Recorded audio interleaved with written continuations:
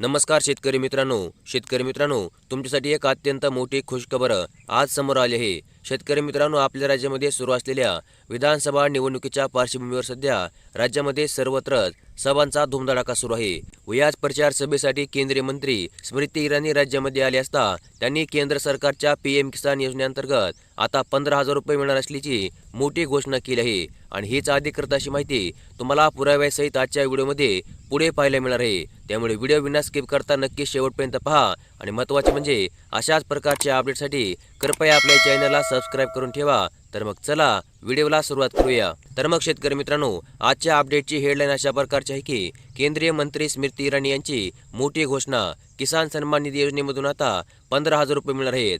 काय आहे याची सविस्तर माहिती, चला मग जाणून घेऊया। तर मग पीएम किसान सन्मान निधी योजना ही केंद्रामधील सरकारने सुरू केलेली एक महत्त्वाकांक्षी योजना आहे आणि या योजनेअंतर्गत शेतकऱ्यांना दरवर्षी 6,000 रुपये देण्यामध्ये येतात। हे 6,000 रुपये शेतकऱ्यांना एकाच वेळी मिळत नाहीत, तर 2,000 रुपयांचे एक हप्ता याप्रमाणे या पैशांचे वितरण शेतकऱ्यांना करण्यामध्ये येते। दरम्यान केंद्र सरकारच्या याच लोकप्रिय योजनेच्या धर्तीवर महाराष्ट्र राज्य सरकारने देखील राज्यामधील शेतकऱ्यांसाठी नमो शेतकरी महासन्मान निधी ही योजना सुरू केली आहे। नमो शेतकरी योजनेचे स्वरूप देखील याच पीएम किसान योजनेप्रमाणे आहे। दरम्यान या देखील योजनेमधून राज्यामधील शेतकऱ्यांना दरवर्षी 6,000 रुपयांची वितरणे करण्यामध्ये येत आहे। अर्थातच महाराष्ट्रामधील शेतकऱ्यांना पीएम किसान सन्मान निधी या योजनेअंतर्गत 6,000 रुपये आणि नमो शेतकरी महासन्मान निधी या योजनेअंतर्गत 6,000 रुपये असे एकूण वार्षिक 12,000 रुपयांची वितरणे करण्यामध्ये येत आहे आणि यामुळेच राज्यामधील शेतकऱ्यांना मोठा दिलासा मिळत असून या पैशामुळे सर्वसामान्य गरजवंत शेतकऱ्यांचे